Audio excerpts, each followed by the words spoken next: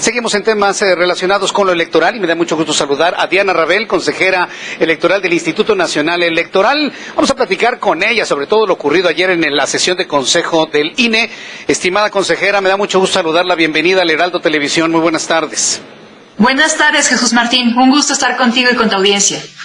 La parte que me preocupa de todo lo ocurrido es que siga el Movimiento de Regeneración Nacional, su presidente nacional, el presidente de la República, insistiendo que la aplicación de la ley que ustedes hicieron, es decir, que quien no presenta y no clarifica y no transparenta sus gastos de precampaña se queda sin candidatura, lo consideren como un ataque a la democracia y los coloquen a ustedes como los victimarios de la democracia. ¿Cómo van a limpiar esta imagen con un buen número de electores en nuestro país? A ver, la verdad es que una obligación que tenemos todas las autoridades del Estado, no nada más quienes integramos el Instituto Nacional Electoral, es actuar bajo el principio de legalidad. Y fue justamente lo que hicimos en este caso. Aplicamos lisa y llanamente lo que dice el artículo 229, numeral 3 de la LEGIPE. Así lo hicimos. Para mí esto representa un requisito de acceso a una candidatura. Simplemente no puedes acceder a una candidatura si no presentas el informe de precampaña, las erogaciones y los ingresos que tuviste. Si no lo cumples, pues no puedes acceder. No obstante eso, la Sala Superior nos ordenó que hiciéramos una valoración de todo el contexto de las diversas circunstancias para determinar si la sanción que originalmente nosotros habíamos impuesto, que era la pérdida del registro de la candidatura, era procedente o no, o se podía poner alguna otra sanción. Ciertamente nos dijo, hagan una interpretación conforme, algo que solamente podía decir la Sala Superior porque nosotros teníamos que aplicar directamente lo que dice el artículo. Y así hicimos una valoración de todos los elementos y llegamos, en varios casos, no en todos, a la misma determinación que originalmente habíamos tomado. Ahora, hay un asunto aquí distinto a otros casos, porque dijo hoy el presidente de la República que es insólito. Yo sé que ha habido otros casos donde se han retirado candidaturas y no ha habido tanto problema. El asunto aquí es que la ley se le aplicó al amigo y compadre del presidente de la República con todo el poder que eso indica. ¿Le genera algún tipo de preocupación esto a los consejeros y al propio Instituto Nacional Electoral? A mí me genera preocupación que no se resuelva este caso cuando ya estamos en campañas. El pueblo de Michoacán, el pueblo de Guerrero, se merecen tener ya a todas sus candidaturas completas. Es importantísimo que esto ya se resuelva.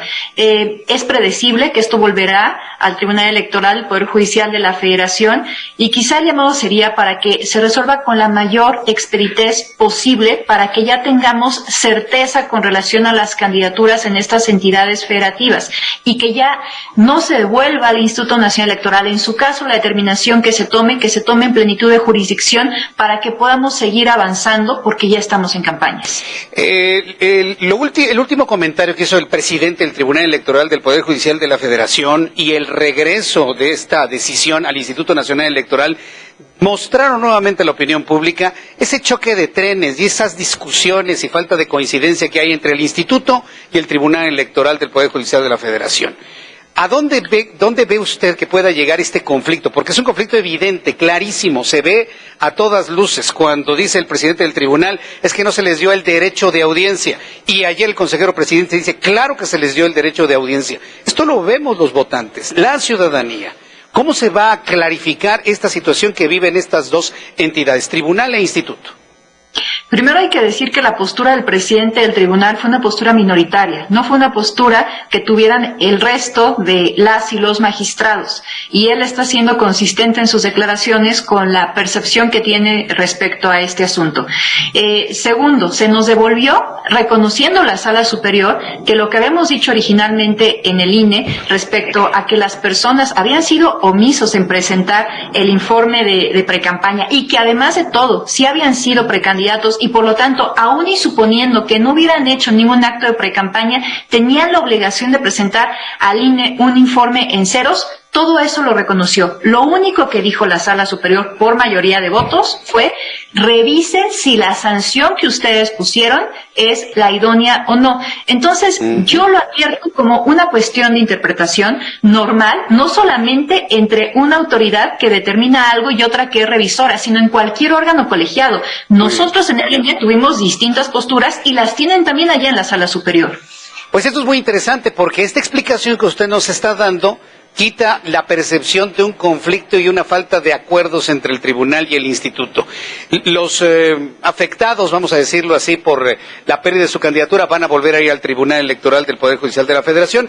Entonces podríamos pensar que únicamente se va a reiterar, ¿no?, la sanción que ustedes han impuesto, consejera. A ver, ahora sí que no podría yo predecir cuál sea la determinación de la Sala Superior.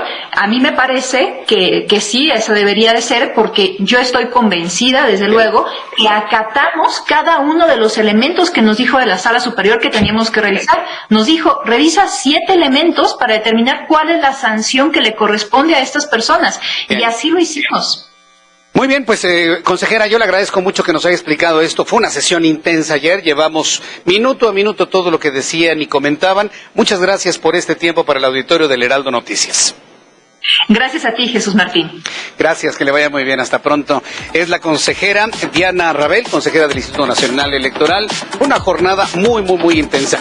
Vamos a ir a los anuncios. Al regreso le tengo más información de todo lo que ha ocurrido en nuestro país. Tenemos internacionales también, tenemos las financieras, mucho más aquí en el Heraldo Noticias.